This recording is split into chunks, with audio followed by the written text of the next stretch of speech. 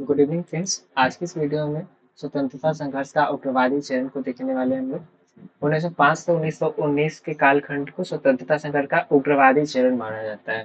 स्वतंत्रता संघर्ष के प्रथम चरण में उदारवादी राजनेताओं का वर्चस्व था।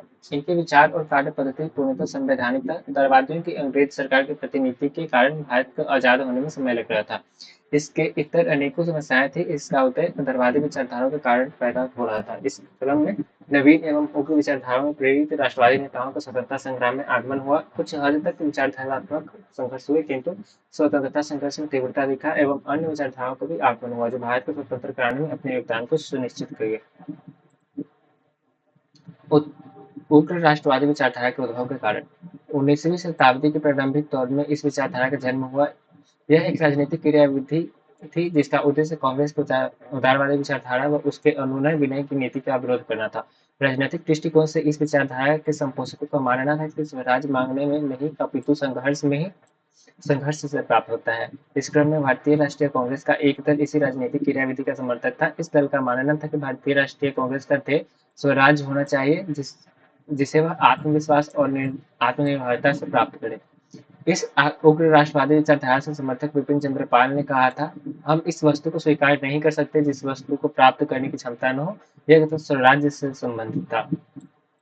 ब्रिटिश शासन के आर्थिक शोषण की नीति ने देश की विपन्नता को कगार पर पहुंचा दिया था। 1896 से 1900 के मध्य पड़ने वाले भयंकर दुर्भिक्षों से लाख से अधिक लोग मारे गए, किंतु अंग्रेज शासक इनके प्रति उदासीन रहे। इसी क्रम में दक्षिण भारत में आए भयंकर प्लेग से हजारों लोग की मृत्यु हो गई। इसके अतिरिक्त दक्षिण भारत में सांप्रदायिक झगड़ों में जनधन की अपार क्षति पहुंचा। इन परिस्थितियों में सरकार की निरंतर उपेक्षा से देश की जनता को ब्रिटिश शासन से मोह भंग हो गया। तत्कालिक राजनीतिक व सामाजिक परिस्थितियों में भारतीय राजनेताओं ने यह महसूस किया कि अंग्रेज भारतीय लोगों को अधिकार में वृद्धि करने की अपेक्षा उनके अधिकारों में ही कटौती कर रही है। इसी क्रम में राष्ट्रवादियों ने तत्कालिक विभिन्न नियमों और अधिकारों की घोर निंदा किया जो लागू किए गए। उग्र राष्ट्रवाद को प्रेरित करती घटनाएं। समकालीन परिस्थितियों में विचारधारा और तत्कालीन ब्रिटिश सरकार की नीतियां ने भारतीय जनमानस को प्रेरित किया। इसमें निम्नलिखित घटनाओं ने भी उग्रवादी विचारधारा को प्रेरित किया था। पहला 1892। इस भारतीय अधिनियम राष्ट्रीय परिषद के उग्र राष्ट्रवादियों ने इस बात से आलोचना किया कि यह अपने उद्देश्य की पूर्ति में असफल रहा है। 1897। इस वर्ष पुणे में नाट बंधुओं को बिना मुकदमा चलाए देश से निर्वासित किया गया तथा तिलक तथा अन्य नेताओं को राजद्रोह फैलाने के आरोप में गिरफ्तार कर लंबे समय तक कारावास की सजा सुनाई थी। 1898 से भारत दंड संहिता की धारा 124 का एक दमनकारी कानून नए प्रावधानों के साथ पुनः स्थापित किया गया तथा नई धारा 156 का ए जोड़ दी गई थी। 1899 कलकत्ता कॉर्पोरेशन एक्ट के द्वारा कलकत्ता निगम के सदस्यों की संख्या कम कर दी गई थी। 1904। इस वर्ष कार्यालय गोपनीयता कानून द्वारा प्रेस की स्वतंत्रता का दमन किया गया। 1904 में विश्वविद्यालय अधिनियम द्वारा विश्वविद्यालयों पर सरकारी नियंत्रण और कड़ा कर दिया गया। इस तथा सरकार के सेनेट के द्वारा प्रस्तावित पारित प्रस्तावों को विशेषाधिकार दिया गया। ब्रिटिश सरकार के सामाजिक व सांस्कृतिक प्रभाव भी विनाशकारी रहे। इसने शिक्षा के प्रसार में उपेक्षा की नीति अपनाई। इसी क्रम में तत्कालिक भारतीय राजनीतिक जिनको उग्र राष्ट्रवाद के संपोषक माना गया, बाल गंगाधर तिलक, विपिन चंद्र पाल, अरविंद इत्यादि ने भारतीय जनमानस से अपील किया कि आप अपनी संस्कृति, विरासत एवं शक्तियों को पहचाने। इस अपील ने भारतीय जनमानस में आत्मविश्वास का संचार किया। अंतर्राष्ट्रीय परिस्थितियां तथा तत्कालिक शिक्षा पद्धति ने भी अधिकतर लोगों को शिक्षित किया, किंतु साथ में बेरोजगारी और बेरोजगारी में वृद्धि हुआ। इस कारण भी ब्रिटिश सरकार को विरुद्ध उग्रता में विकास हुआ। इसी के बीच लॉर्ड कर्जन, जिसका भारत में कुल 7 वर्ष का कार्यकाल था, इसने अपने कार्यों तथा विचार पद्धति से भारतीय जनमानस को उत्तेजित किया। कर्जन ने भारत को एक राष्ट्र मानने से भी इनकार किया था तथा कांग्रेस के मन के उद्गार निकालने वाली संस्था कहा था। 1905 के बंगाल विभाजन के पश्चात भारतीय जनता का आक्रोश अति तीव्र हो गया। साथ ही स्वदेश और बहिष्कार आंदोलन के माध्यम से अहिंसक उग्रवादी आंदोलन का प्रारंभ हुआ था। उग्रवादी विचारधारा को प्रेरित करने वाले आंदोलनकारियों में बाल गंगाधर तिलक प्रमुख थे, जिन्होंने अंग्रेजी भाषा में मराठा और मराठी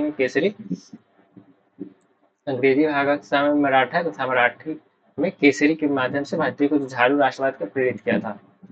तिलक द्वारा प्रेषित इस प्रकार थे। विदेशी शासन से घृणा करो, इससे किसी प्रकार की उम्मीद व्यर्थ है। इस अपने राजनीतिक अधिकारों के लिए भारतीयों को स्वयं प्रयत्न करना चाहिए। स्वतंत्रता आंदोलन का मुख्य लक्ष्य स्वराज है। राजनीतिक क्रियाकलापों में भारतीय प्रत्यक्ष भागीदारी करे, दृढ़ता, आत्मविश्वास, आत्म-त्याग भी भावना प्रत्येक भारतीय में आवश्यक होना चाहिए। स्वतंत्रता पाने एवं हीन दशा से बाहर निकलने हेतु संघर्ष करना चाहिए। उग्र राष्ट्रवादी कालखंड। इसमें पहले चरण में हम लोग पढ़ेंगे मुस्लिम लीग की स्थापना, मार्ली मिंटो सुधार, दिल्ली दरबार, लखनऊ पैक्ट और होम रूल लीग। उस कालखंड में क्रांतिकारी आंदोलन कौन कौन से थे? महाराष्ट्र में क्रांतिकारी आंदोलन, बंगाल और बिहार में क्रांतिकारी आंदोलन, दिल्ली में क्रांतिकारी आंदोलन था, पंजाब में क्रांतिकारी आंदोलन के बारे में पढ़ेंगे। सबसे पहले मुस्लिम लीग की स्थापना देखते हैं। मुस्लिम लीग की स्थापना कब हुई थी? 1906 ईस्वी में। बंगाल विभाजन के पश्चात कर्जन का वास्तविक उद्देश्य का पूर्ति हो चुका था। मुसलमानों के बंगाल विभाजन के पक्ष में करने के उद्देश्य से अंग्रेजों ने प्रयास करना आरंभ कर दिया था। अंग्रेज सरकार ने भारतीय मुसलमानों को कांग्रेस विरोधी किसी ऐसे संस्था का निर्माण को प्रेरित किया जो भारतीय मुसलमानों का प्रतिनिधित्व करता हो। इसी क्रम में अंग्रेजों के समर्थन ढाका के नवाब सलीम उल्लाह खान ने मोहम्मडन एजुकेशन कॉन्फ्रेंस के अवसर पर मुसलमानों के समक्ष एक अलग राजनीतिक संगठन बनाने का लक्ष्य रखा। इस संगठन का प्राथमिक उद्देश्य था भारत के मुसलमानों को राजनीतिक प्रतिनिधित्व देना, किंतु कालांतर में इस संगठन की क्रियाविधि ने भारत में सांप्रदायिकता को भी बढ़ावा दिया। इस संस्था ने कांग्रेस तथा हिंदुवादी संगठनों का विरोध तथा मुस्लिम हितों की रक्षा की। इसका परिणाम सांप्रदायिकता को बढ़ाना था।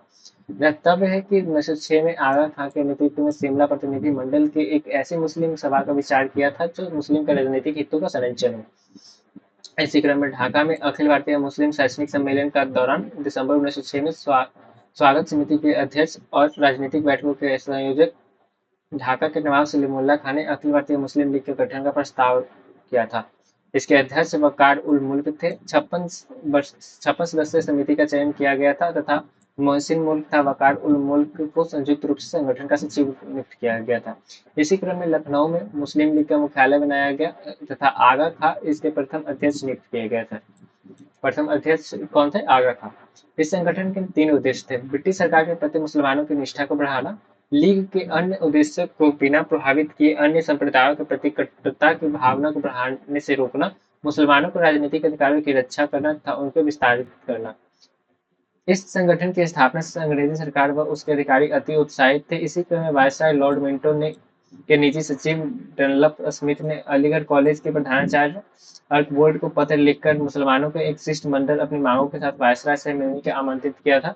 1 अक्टूबर 1906 को सर आगा खां के नेतृत्व में एक मुस्लिम शिष्टमंडल लॉर्ड मिंटो से मिला था। इस प्रतिनिधि मंडल ने वायसराय के समक्ष मांगे रखी थी। मुसलमानों के लिए पृथक निर्वाचन क्षेत्र, विधान मंडलों में मुसलमानों को जनसंख्या के अनुपात में स्थान, मुस्लिम शैक्षिक संस्थाओं को स्थापना तथा सरकारी सहायता। कहते हैं वो कि मुस्लिम लीग की वार्षिक अधिवेशन 1908 में अमृतसर में हुआ था। इसी अधिवेशन में आधिकारिक रूप से पृथक निर्वाचक मंडल की मांग की गई थी। 1909 के मार्ली मिंटो सुधार में उपयुक्त सभी मांगे मान ली गई थी। इसी क्रम में मुस्लिम लीग की एक शाखा 1908 में लंदन में सैयद अमीर अली ने स्थापित किया था। ज्ञातव्य हो कि मुस्लिम लीग के अधिवेशन कभी भी नियमित रूप से नहीं होते थे, यह हमेशा अनियमित रूप से चलता था। अखिल भारतीय मुस्लिम लीग के वार्षिक अधिवेशन एक दृष्टि में पहला अधिवेशन 1906 में हुआ था ढाका में। इस अधिवेशन के अध्यक्ष थे आगा खां। 1908 में अमृतसर में हुआ था। इसके अध्यक्ष थे सर अय्यद अली इमाम। तीसरा 1909 ईस्वी में हुआ था दिल्ली में। इसके अध्यक्ष थे आगा खां। 1910 में नागपुर में हुआ था। इसके अध्यक्ष थे नबी उल्लाह। 1912 में कलकत्ता में हुआ था। इसके अध्यक्ष थे सलीम उल्लाह खान। 1913 में लखनऊ में सर मोहम्मद साफी। 1913 में आगरा में इसके अध्यक्ष सर इब्राहिम रहमतुल्लाह थे। 1915 में बम्बई में मजहूल उल हक इसके अध्यक्ष थे। 1916 में लखनऊ में हुआ था जिसके अध्यक्ष मोहम्मद अली जिन्ना थे। लखनऊ पैक्ट 1916 के अधिवेशन में ही हुआ था।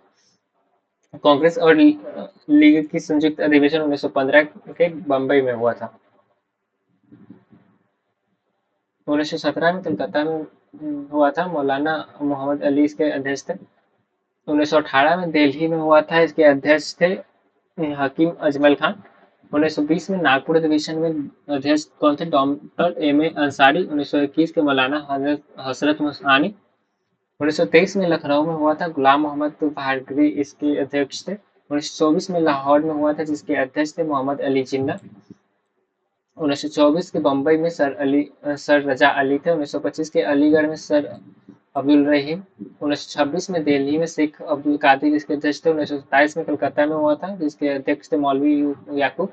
1928 में कलकत्ता में हुआ था जिसके अध्यक्ष थे राजा सर अली मोहम्मद खान ऑफ महमूदाबाद। 1930 में इलाहाबाद में हुआ था। इसके अध्यक्ष मोहम्मद इकबाल थे। इसमें पृथक स्वतंत्र मुस्लिम राज्य का विचार प्रस्तुत किया गया था। 1921 में दिल्ली में हुआ था, जिसके अध्यक्ष सर मोहम्मद जाफर उल खान। 1933 में दिल्ली में हुआ था, हाफिज हिदायत हसन इसके अध्यक्ष थे। 1936 में बम्बई में हुआ था, जिसके अध्यक्ष थे सैयद वजीर हसन। 1937 में लखनऊ में हुआ था, जिसके अध्यक्ष थे मोहम्मद अली जिन्ना। 1938 में पटना में हुआ था, जिसके अध्यक्ष थे मोहम्मद अली जिन्ना। 1940 में लाहौर में हुआ था, जिसके अध्यक्ष मोहम्मद अली जिन्ना थे। दो राष्ट्र सिद्धांत का प्रतिपादन 1940 के लाहौर अधिवेशन में हुआ था। 1941 में मद्रास में हुआ था, जिसके अध्यक्ष थे मोहम्मद अली जिन्ना। 1942 में इलाहाबाद में, 1943 में दिल्ली, 1945 में कराची में हुआ था। 1945 में कराची में ही बांटो और छोड़ो का नारा दिया गया था। कांग्रेस के कलकत्ता और सोवियत अधिवेशन। स्वतंत्रता संघर्ष के दौरान कांग्रेस के दो वैचारिक दलों का विकास हो चुका था। एक पक्ष का नाम नरमपंथी था, दूसरे का गर्मपंथी था। इस क्रम में 1905 और 1907 के बीच एक ही नरमपंथी और गर्मपंथियों के बीच परस्पर मतभेद खोलने सामने आए थे। गर्मपंथी विचारधारा के संपोषक क्रांतिकारी स्वदेशी व बहिष्कार आंदोलन के राष्ट्रव्यापी बनाना चाहते थे, जबकि नरमपंथी इसको सिर्फ केवल बंगाल तक ही सीमित रखना चाहते थे। इसी क्रम में 1906 में कांग्रेस के कोलकाता अधिवेशन में अध्यक्ष पद को लेकर दोनों पक्षों के बीच विवाद अति उग्र हो गया था और दोनों पक्ष के दल के विभाजन तक पहुंच गए थे। कोलकाता अधिवेशन में दोनों पक्षों को उग्रता का शांति मिली जब दादा भाई नौरोजी ने अध्यक्ष पद ग्रहण किया था।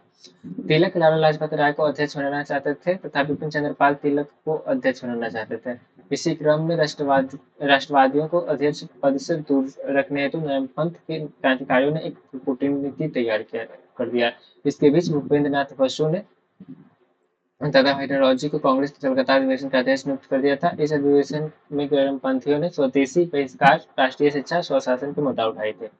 उपयुक्त सभी विषयों पर प्रस्ताव पारित कराया गया था। पहली बार दादा भाई नौरोजी ने स्वराज को राष्ट्रीय आंदोलन घोषित किया था। कांग्रेस में विरोध का स्वर 1906 के अधिवेशन में प्रखर हो चुका था। 1907 का कांग्रेस का वार्षिक अधिवेशन का स्थल नागपुर निर्धारित था, किंतु नरमपंथियों ने इसको अपनी युक्ति के द्वारा सूरत में परिवर्तित करा लिया था। सूरत के स्वागत समिति में उग्रवादियों की बहुमत थी, जबकि नागपुर के स्वागत समिति में उग्रपंथियों की बहुमत था। सूरत के कांग्रेस अधिवेशन 1907 में उग्रवादियों ने पुनः एक और कूटनीतिक चाल के द्वारा अपने ग्रुप को व्यक्ति रास बिहारी बोस को अध्यक्ष चयनित करवा दिया था। इसी कारण सूरत के अधिवेशन में कांग्रेस में फूट पड़ गई थी। तिलक को अपने साथियों के साथ कांग्रेस छोड़कर अलग होना पड़ा। तिलक ने भी कांग्रेस के अलगाव के पश्चात भी अपनी उग्रवादी आंदोलन जारी रखा था। इसी क्रम में अंग्रेजों ने बाल गंगाधर तिलक को कमजोर पाकर अंग्रेजों ने उन पर राजद्रोह का मुकदमा लगा दिया था। वर्ष 1908 में तिलक पर राजद्रोह का मुकदमा चलाया गया था। 6 वर्ष की कारावास की सजा सुनाई गई थी तथा मांडले जेल में रखा गया था।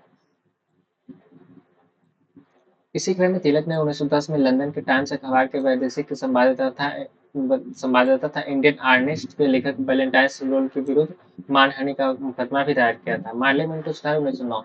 मार्ले मिंटो सुधार का लक्ष्य बढ़ते हुए उग्रवाद और राष्ट्रवाद को समाप्त करना तथा 1892 के अधिनियम के दोषों को समाप्त करना था। इस अधिनियम के तत्कालीन भारत सचिव मार्ले तथा वायसराय मिंटो के नाम पर मार्ले मिंटो सुधार अधिनियम कहा गया। ज्ञातव्य है कि सर अरुंडेल समिति रिपोर्ट के आधार पर इसे फरवरी 1909 में पारित दिया गया था। मार्ले मिंटो सुधार अधिनियम को भारत परिषद अधिनियम 1909 भी कहा जाता है। इस अधिनियम के द्वारा केंद्रीय विधानसभा तथा प्रांतीय विधान परिषद में दोनों की सीटों में वृद्धि की गई थी। इस अधिनियम में भारत में फूट डालो और राज करो नीति का अंतर्गत मुसलमानों के लिए पृथक निर्वाचन क्षेत्र तथा मताधिकार की व्यवस्था की गई थी। इसी अधिनियम के संबंध में लॉर्ड मिंटो से लॉर्ड मार्लो को लिखा गया था, हम नाग के दांत बो रहे हैं जिसका फल भीषण होगा। नरमपंथी विचारधारा के क्रांतिकारियों ने कांग्रेस में मार्ले मिंटो को पूरा समर्थन दिया था। 1911 में सरकार ने उग्रवादी खेमे में बढ़ रही क्रांतिकारी गतिविधियों को रोकने के लिए राजद्रोह सभा अधिनियम 1911 पारित किया था। दिल्ली दरबार 1911। स्वदेशी आंदोलन का दमन करने के लिए ब्रिटिश सरकार ने उग्रपंथियों पर आक्रामकता की नीति से कार्य किया था। इसी क्रम में लाला लाजपत राय को 9 मई 1907 को गिरफ्तार कर मांडले जेल में भेज दिया गया था। इसी क्रम में सितंबर 1907 को विपिन चंद्र पाल भी गिरफ्तार किए जाते हैं। 24 जून 1908 में अपने पत्र केसरी में लिखे गए 2 लेखों हवाला देकर तिलक को राजद्रोह के अंतर्गत मुकदमा लाकर गिरफ्तार कर लिया गया था। अंग्रेजों ने उग्रपंथियों पर दमनकारी हमले नहीं किए। 6 मई 1910 को जॉर्ज पंचम इंग्लैंड के सम्राट बने थे, जिसके उपलक्ष्य में 12 दिसंबर 1911 को दिल्ली में एक राज दरबार का आयोजन किया गया था। इस आयोजन में लॉर्ड हार्डिंग द्वितीय ने सम्राट की तरफ से बंगाल विभाजन को रद्द करने की घोषणा किया था। यह घोषणा अरुंडेल समिति की सिफारिश पर किया गया था। इसी समय 1911 में भारत की राजधानी को कलकत्ता से हटाकर दिल्ली में स्थापित किया गया था। इसे 1912 में मूर्त रूप दिया गया। लखनऊ पैक्ट 1916। कांग्रेस के लखनऊ अधिवेशन का ऐतिहासिक महत्व था। इस सम्मेलन में कांग्रेस के नामपंथी तथा कर्मपंथी दलों का सम्मेलन हुआ था। इसी सम्मेलन में मुस्लिम लीग और कांग्रेस में समझौता हुआ। यद्यपि ब्रिटिश शासन ने हमेशा एक बात का ध्यान रखा कि कांग्रेस और मुस्लिम लीग के बीच कटुता बना रहे। इसमें भारतीय स्वतंत्रता संघर्ष को कमतर किया जा सकता था। इसी क्रम में प्रथम विश्व युद्ध की अंतर्राष्ट्रीय परिस्थितियों ने भारतीय मुसलमानों को प्रत्यक्षतः ब्रिटिश सरकार का विरोधी बना दिया था। उदाहरणतः तुर्की पर यूरोपियों का कब्जा इत्यादि के कारण मुस्लिम लीग ने 1913 में अपने 7वें अधिवेशन में यह घोषणा किया कि मुस्लिम लीग का उद्देश्य है कि साम्राज्य के अंदर हिंदुस्तान के लिए स्वराज्य घोषित करना। इस उद्देश्य की प्राप्ति के लिए वह हिंदुस्तान के अंदर अन्य पार्टी का सहयोगी करेगी। इसी क्रम में एक ऐतिहासिक घटना घटी थी। 1915 ईस्वी में मुस्लिम लीग तथा कांग्रेस के अधिवेशन में मुंबई में एक साथ हुआ तथा यहाँ पहले अवसर था जब लीग और कांग्रेस का अधिवेशन एक साथ हुआ था।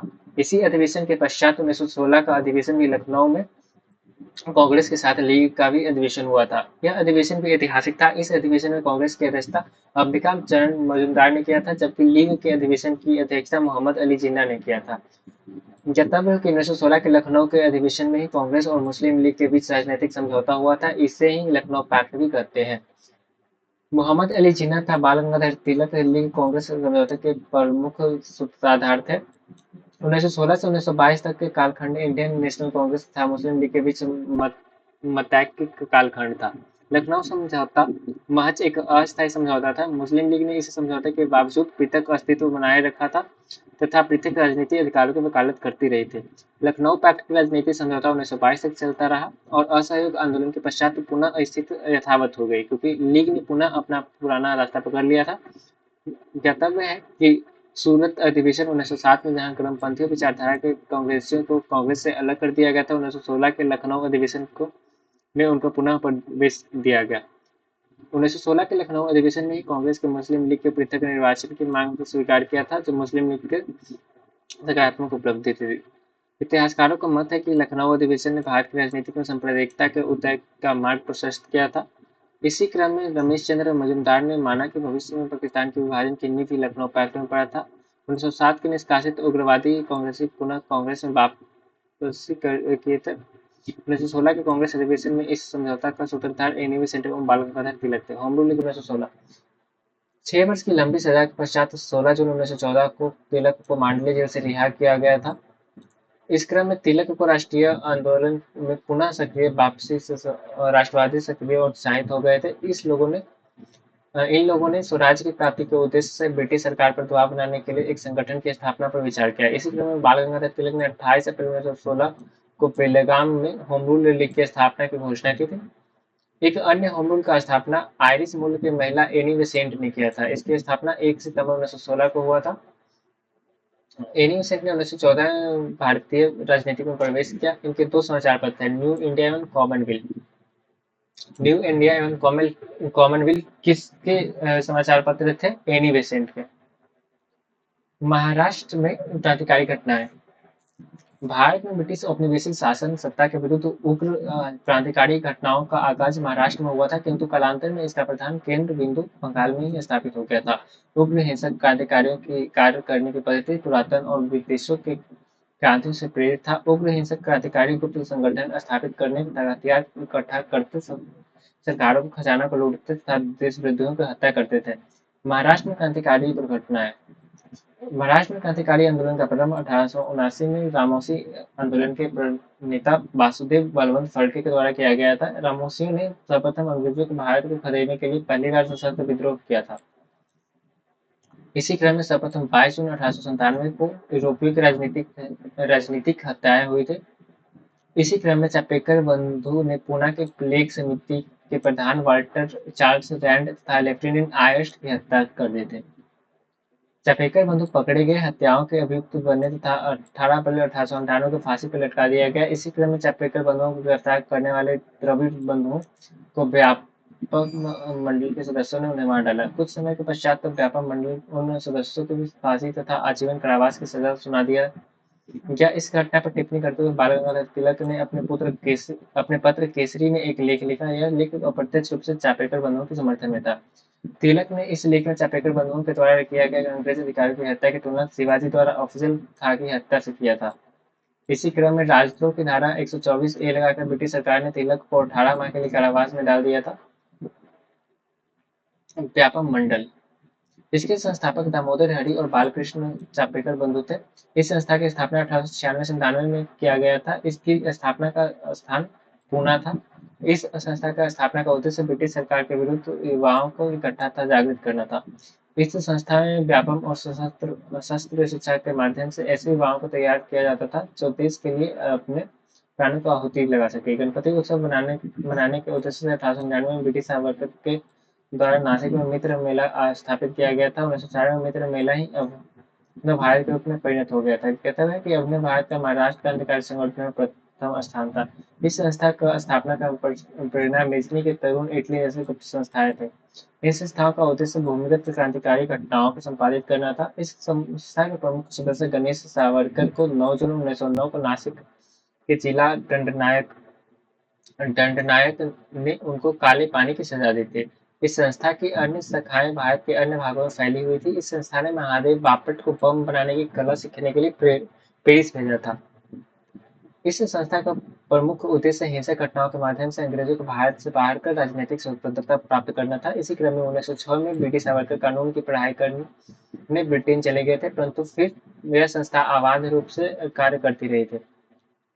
नासिक षड्यंत्र केस 1909 ईस्वी में 21 दिसंबर 1909 को गणेश सावरकर को सजा देने की प्रतिक्रिया स्वरूप नासिक के अप्रिय जिला दंडनायक जैक्सन की अनंत लक्ष्मण कन्हाड़े द्वारा गोली मारकर हत्या कर दी गई थी।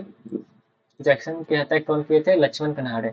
इस हत्या के लिए 3 अभियुक्त बनाए गए थे: लक्ष्मण कन्हाड़े, कृष्णाजी गोपाल कर्वे तथा विनायक देशपांडे। इन तीनों को 19 अप्रैल 1911 को फांसी दे दिया गया था।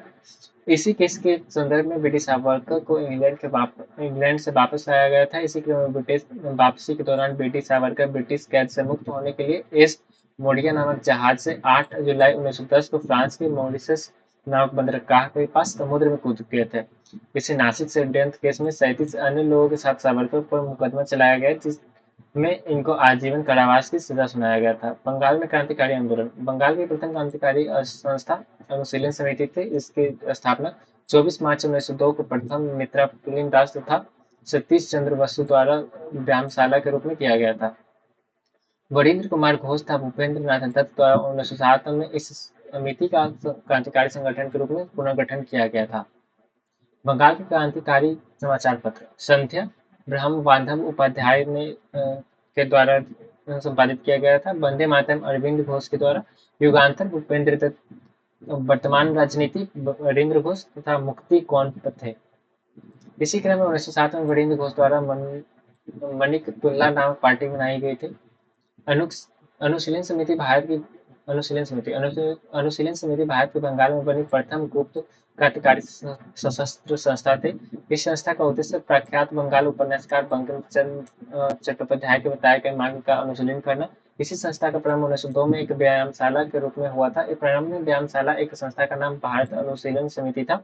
इस संस्था के अध्यक्ष पृथ्वी नाथ मित्रा, उपाध्यक्ष चितरंजन दास अरविंद, कोषाध्यक्ष सुरेंद्र नाथ ठाकुर, सिस्टर निवेदिता इस संस्था की एकमात्र महिला सदस्य थी।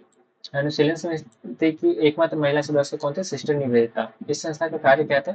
नवयुवकों को एकत्र करना, मानसिक और शारीरिक रूप से शक्तिशाली बनाना, बम बनाना सिखाना, सशस्त्र प्रशिक्षण देना। अनुशीलन समिति के सक्रिय सदस्य भारत के क्रूर और अत्याचारी था। अंग्रेजों में पिट्ठू तथा गदर अधिकारों के निर्मम हत्या करते थे। 1905 में बंगाल विभाजन ने युवाओं को आंदोलित कर दिया था। इस समिति का प्रथम उद्देश्य खून के बदले खून था। इसी क्रम में 1907 में कलकत्ता में वरिंद्र घोष तथा भूपेंद्र नाथ दत्त द्वारा अनुशीलन समिति का पुनर्गठन किया गया था। ढाका अनुशीलन समिति। कलकत्ता में अनुशीलन समिति की दूसरी शाखा ढाका की अनुशीलन समिति थी। इसकी स्थापना 1905 में पुलिन बिहारी दास एवं प्रथम मित्रा ने किया था। यहाँ पर उनकी 500 से अधिक शाखाएं थी। अन्य समितियां और संयोजक आत्मोन्नति समिति विपिन बिहारी गांगुली, श्री हृदय समिति मानमेय से, साधना समिति मायमेय से, स्वदेश बांधव समिति बड़ीलाल, युगांतर समिति युगांतर पत्रिका के संयोजक।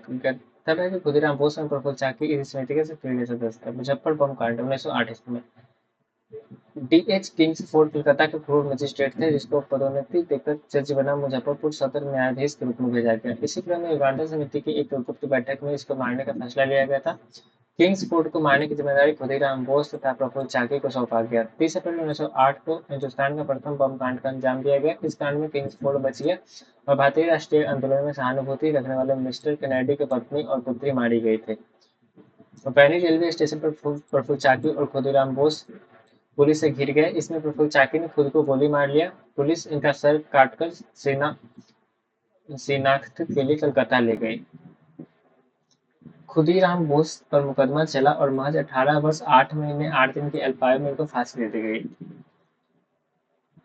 मुख्य क्रांतिकारी घटनाएं दृष्टि में अरेस्ट एवं कमिश्नर रेंड हत्याकांड का हुआ था 1897 ईस्वी में। कहाँ हुआ था? पुणे में। इसके क्रांतिकारी कौन थे? चापेकर बंधु। अरेस्ट एवं कमिश्नर रेंड का हत्याकांड 1897 ईस्वी में हुआ था पुणे में। मुजफ्फरपुर बम कांड 1908 ईस्वी में मुजफ्फरपुर में हुआ था। क्रांतिकारी थे खुदीराम बोस और प्रफुल्ल चाकी। जैक्सन हत्याकांड 1909 ईस्वी में नासिक में हुआ था। इसके क्रांतिकारी थे अनंत लक्ष्मण कन्हारे। कर्नल वायली हत्याकांड 1909 ईस्वी में लंदन में हुआ था। मदन लाल ढींगरा इसके क्रांतिकारी थे। दिल्ली बम कांड 1912 ईस्वी में स्थल दिल्ली। रास बिहारी बोस वसंत कुमार सचिन मसनैल क्रांतिकारी थे। साउंडर्स हत्याकांड 1908 में लाहौर 1928 ईस्वी में लाहौर में हुआ था। इसके मुख्य क्रांतिकारी थे भगत सिंह। जनरल डायर हत्याकांड 1940 में लंदन में हुआ था। इसके मुख्य थे उधम सिंह क्रांतिकारी। अलीपुर षड्यंत्र केस अलीपुर षड्यंत्र केस 1908 ईस्वी में हुआ था। सरकार के कलकत्ता तथा मानिकटोला उद्यान में अवैध हथियारों की तलाशी के लिए अनेक स्थानों पर छापे मारे थे। इसमें बहुत सारे क्रांतिकारी गिरफ्तार किए गए। इसमें 2 घोष बंधु अरविंद और वरिंद्र घोष भी शामिल थे। यही मुकदमा कालांतर में अलीपुर षड्यंत्र केस के नाम से जाना गया। इस केस में नरेंद्र गोसाई सरकारी गवाह बन गए। 31 अगस्त 1908 को सत्येंद्र बोस एवं कन्हैया लाल दत्त ने नरेंद्र को जेल में ही मार दिया था। इसी केस में वरिंद्रनाथ घोष गुट के सभी सदस्यों को आजीवन काला पानी की सजा दी गई थी। प्रसिद्ध वकील चित्तरंजन दास के अथक प्रयास के अरविंद घोष बड़ी हो गए थे। कालांतर में अरविंद घोष पांडिचेरी चले गए और अरविंद आश्रम की स्थापना की और राजनीतिक गतिविधियों का संन्यास ले लिया। 11 दिसंबर 1908 को अनुशीलन समिति को गैर कानूनी घोषित कर दिया गया था। हावड़ा षड्यंत्र 1910। इसके प्रणेता सत्येंद्रनाथ मुखर्जी थे। इनको बांधा सत्येन के नाम से ही संबोधित किया जाता था। डिप्टी पुलिस सुपरिटेंडेंट शमसुल आलम की हत्या के आरोप में बांधा सत्येन पर हावड़ा षड्यंत्र केस चलाया गया था। इस केस में 1 वर्ष की सजा हुई थी। युगांतर पार्टी के प्रमुख नेता थे। दिल्ली में क्रांतिकारी आंदोलन। इस घटना के प्रणेता रास बिहारी बोस एवं सत्येंद्रनाथ सान्याल थे। दिल्ली में क्रांतिकारी आंदोलन के प्रणेता कौन थे? रास बिहारी बोस था, सत्येंद्रनाथ सान्याल। इसको मूर्त रूप मास्टर अमीर चंद, मास्टर अवध बिहारी तथा बाल मुकुंद और बसंत कुमार ने दिया था। पुलिस ने इस घटना में कुल 13 लोगों को गिरफ्तार किया था। इस घटना में दिल्ली षड्यंत्र केस कहा गया क्योंकि इसके दिल्ली की चांदनी चौक में अंजाम दिया गया था। भारत की राजधानी परिवर्तन 1912 में हो रहा था। इसी क्रम में वायसराय लॉर्ड हार्डिंग कलकत्ता से दिल्ली आए थे। 23 दिसंबर 1912 को वायसराय लॉर्ड हार्डिंग की सवारी पर चांदनी चौक इलाके में बम फेंका गया। इस घटना में लॉर्ड हार्डिंग बच गए जबकि अन्य सारे लोग मारे गए थे। इस घटना में गिरफ्तार किए गए 13 लोगों में से 4 लोगों को फांसी दी गई और अन्य को देश से निर्वासित कर दिया गया था। इसी घटना के पश्चात रास बिहारी घोष जापान चले गए थे जहां उन्होंने इंडियन इंडिपेंडेंस लीग की स्थापना किया था। आजाद हिंद फौज की स्थापना में सुभाष चंद्र बोस की सहायता किया था और रास बिहारी घोष ने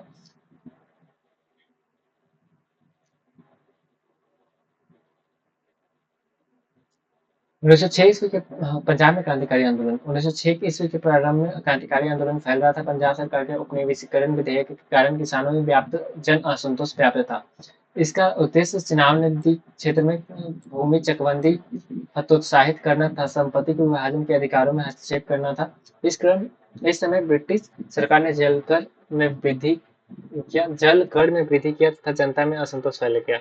इसी आंदोलन के प्रणेता अजीत सिंह तथा लाला लाजपत राय थे। दोनों को गिरफ्तार कर मांडले जेल भेज दिया गया था। इसी क्रम में अजीत सिंह ने लाहौर में अंजुमन ए मोहिवा ए वतन नामक संस्था का स्थापना किया था। कामागाटा कामागाटा मारू प्रकरण कामागाटा मारू प्रकरण का भारतीय राष्ट्रीय आंदोलन में विशेष स्थान है। इस घटना ने समूचे पंजाब प्रांत में उग्रवादी घटनाओं को पुनर्जीवित तथा प्रेरित किया था। पंजाब के एक क्रांतिकारी बाबा गुरुदत्त सिंह ने एक जापानी जलपोत कामागाटा मारू को पहाड़ी पर लिया। इस जहाज पर 351 सिख एवं 21 मुस्लिम यात्री थे। इन सभी यात्रियों के साथ वे सिंगापुर से बैरकपुर जाने का प्रयास किए। बाबा गुरुदत्त का उद्देश्य इन सभी यात्रियों के साथ वे वैंकूवर पहुंचकर स्वतंत्र एवं सुखमय जीवन व्यतीत करना तथा भारतीय स्वतंत्रता संघर्ष में हिस्सा लेना था।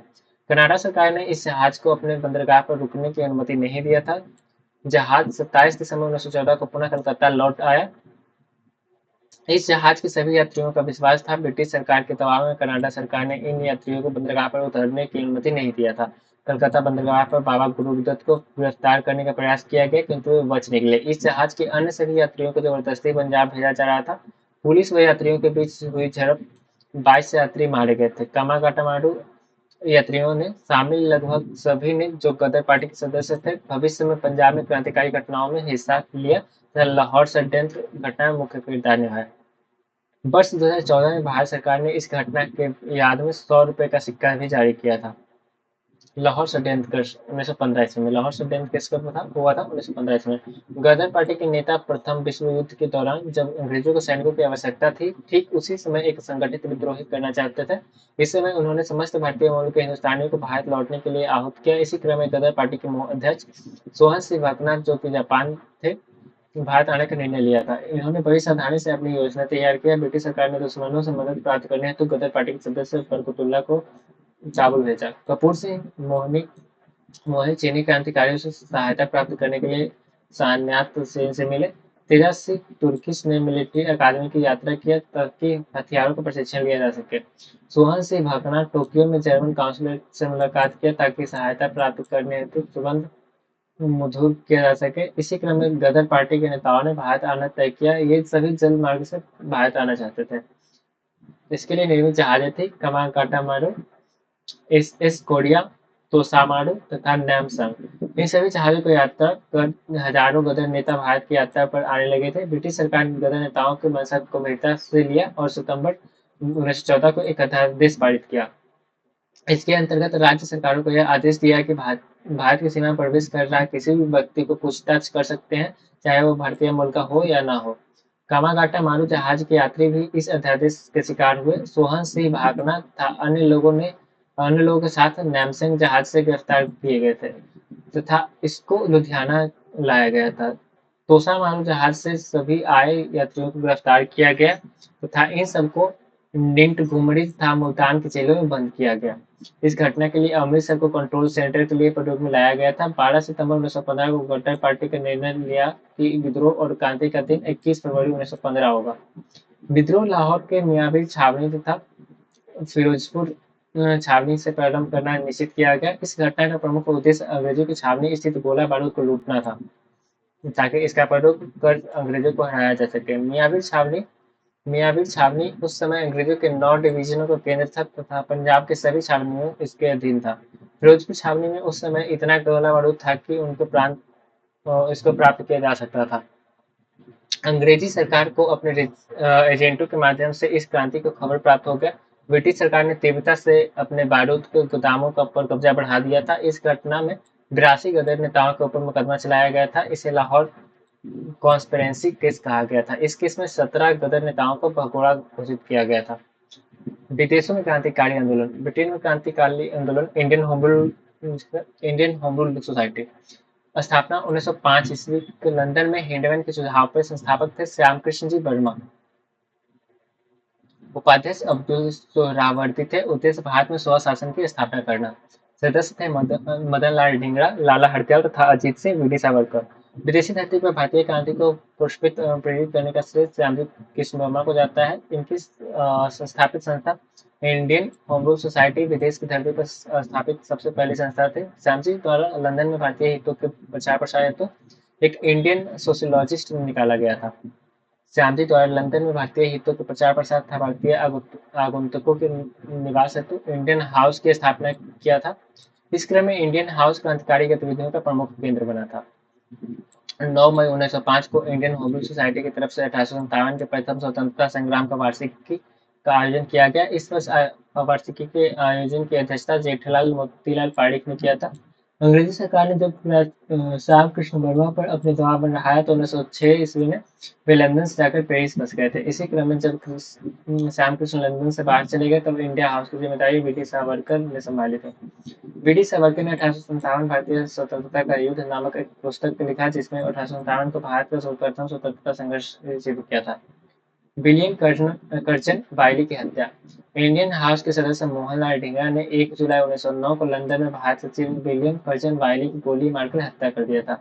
विलियम कर्जन वाइली ने इंडिया हाउस के संस्थापक श्यामजी कृष्ण वर्मा को शारीरिक रूप से प्रताड़ित किया था। मदन लाल ढींगरा ने वाइली के मारकर अपना संगठन के संस्थापक के अपमान का बदला लिया था। मदन लाल ढींगरा को फांसी दे दी गई थी। इस हत्या के पश्चात 13 मार्च 1910 को भारत को गिरफ्तारी किया गया था। इसी क्रम में वीर सावरकर को भारत भेजा गया। इन पर नासिक षड्यंत्र केस चलाकर आजीवन कारावास की सजा सुनाई गई थी। मैडम भिखाजी कामा भारतीय राष्ट्रीय एकता का महान पुजारी तथा मदर ऑफ इंडियन लिबरेशन जैसी उपमा में विभूषित मैडम भिखाजी आर कामा का जन्म 1861 बम्बई में हुआ था। ये भारतीय मूल के फ्रांसीसी नागरिक थे जिन्होंने अमेरिका, लंदन तथा अमेरिका की यात्रा कर भारत की स्वतंत्रता के पक्ष में माहौल बनाया था। 1906 में श्यामजी कृष्ण जी वर्मा जब लंदन को छोड़कर पेरिस बस गए तब मैडम कामा ने उनका सहयोग किया था। मैडम कामा ने वंदे मातरम तथा मदन तलवार नामक 2 क्रांतिकारी पत्रों का प्रकाशन किया था। 1907 में जर्मनी का स्टुटगार्ट में अंतर्राष्ट्रीय समाजवादी कांग्रेस में भारत का प्रतिनिधित्व करते हुए 22 अगस्त को भारत का प्रथम राष्ट्रीय तिरंगा फहराया था। इस झंडे में हरा, लाल तथा पीले रंग के पट्टे थे जिसमें 8 कमल के फूल और 8 राज्य के प्रतीक थे। वंदे मातरम देवनागरी अक्षरों में झंडे के मध्य लिखा हुआ था। यह झंडा सरदार सिंह राणा ने मैडम भिखाजी कामा के साथ मिलकर डिजाइन किया था। मैडम भिखाजी कामा आजीवन भारत की स्वतंत्रता के लिए अंतर्राष्ट्रीय स्तर पर लड़ती रही। 13 अगस्त 1936 को बम्बई में इनका निधन हो गया था। अमेरिका में क्रांतिकारी आंदोलन society for advancement of India. इसकी स्थापना 1906 ईस्वी में न्यूयॉर्क में हुआ था। संस्थापक थे इसके मोहम्मद बरकतुल्लाह और सैम्यूल लुकास जोशी सैम्यूल अल्कास जोशी। उद्देश्य इसका था क्रांतिकारी गतिविधियों का संचालन था उसको प्रोत्साहन देना। इस संस्था का पूर्ण नाम पैन आयरन एसोसिएशन था। गदर पार्टी आंदोलन इसकी स्थापना 1 नवंबर 1913 ईस्वी को हुआ था सैन फ्रांसिस्को यूएसए में। संस्थापक थे लाला हरदयाल। संस्थापक अध्यक्ष थे सरदार सोहन सिंह पाकना। अन्य नाम प्रशांत तट का हिंदू संघ था। पार्टी पत्र हिंदुस्तान गदर था। सक्रिय सदस्य इसमें थे करतार सिंह सारथा, विष्णु गणेश पिंगले, हरिनाम सिन्हा, मौलवी बरकतुल्ला, सोहनलाल पाठक, रामचंद्र, पंडित काशीराम, मैडम कामा, राजा महेंद्र नाथ प्रसाद, रास बिहारी बोस और अब्दुल रहमान। पंजाब के मुख्य क्रांतिकारी लाला हरदयाल अंग्रेजों ने उससे के उत्पीड़न से पीड़ित होकर 1911 में अमेरिका चले गए थे। लाला हरदयाल अमेरिका में कैलिफोर्निया के स्टैनफोर्ड यूनिवर्सिटी में अध्यापन कार्य करने लगे थे। इसी क्रम में सोहन सिंह भाकना के संस्थापक गदर पार्टी की स्थापना हरदयाल ने किया था। यह पार्टी हिंदुस्तान गदर नामक एक पत्र निकालती थी। गदर पार्टी का प्रथम अंक उर्दू में छपा था। कालांतर में यह उर्दू में छपने लगा था। कुछ समय पश्चात यह गुरुमुखी में भी छपने लगा था। कालांतर में यह पत्रिका कई भाषाओं में छपने लगा था जैसे हिंदी, अंग्रेजी, मराठी, पंजाबी और गुजरात। इस पत्रिका का संपादन रामचंद्र पेशावरी करते थे। प्रथम विश्व के समय अमेरिका ब्रिटेन की तरफ से लड़ा था। प्रथम विश्व युद्ध के समय अमेरिका ब्रिटेन की तरफ से लड़ने लगा। इस अंतर्राष्ट्रीय गठजोड़ में ब्रिटेन के विरोधी अब अमेरिका के विरोधी थे। अमेरिका स्थित गदर पार्टी को गैर कानूनी घोषित किया था। अंततः लाला हरदयाल और उनके सहयोगियों को अमेरिका छोड़कर जर्मनी जाकर बसना पड़ा था। जर्मनी में क्रांतिकारी गतिविधियां प्रथम विश्व युद्ध के दौरान अंग्रेजों के कट्टर विरोधी जर्मनी में इकट्ठा हुए थे। यहाँ पर क्रांतिकारी गतिविधियां प्रारंभ होने का श्रेय मैडम भिखाजी कामा को जाता है। अमेरिका में गदर पार्टी के पत्ते में लगाने के पश्चात लाला हरदयाल बर्लिन में मैडम भिखाजी कामा के साथ मिलकर भारतीय स्वतंत्रता समिति की स्थापना 1916 में किया था। भारत की प्रथम अस्थायी सरकार राजा महेंद्र प्रताप सिंह ने दिसंबर 1915 में काबुल में भारत की प्रथम निर्वासित अस्थायी सरकार की घोषणा किया था। इस सरकार में राष्ट्रपति थे राजा महेंद्र प्रताप सिंह, प्रधानमंत्री मौलाना बरकतुल्लाह तथा गृह मंत्री अब्दुल्ला खान सिंध। विदेशों में क्रांतिकारी संगठन की दृष्टि में इंडियन ह्यूमन सोसाइटी की स्थापना 1905 ईस्वी में हुआ था। संस्थापक Shyamji Krishna Varma. Paris Indian Society 1905 ईस्वी में इसके संस्थापक madam Cama. Society for the advance of India के लिखते Mohammad Barkatullah. Indian Independence League के स्थापना 1907 में हुआ था। इसके संस्थापक थे Dwarkanath Das. United India House की स्थापना हुआ था 1908 ईस्वी में। इसके संस्थापक थे डेजी कुमार।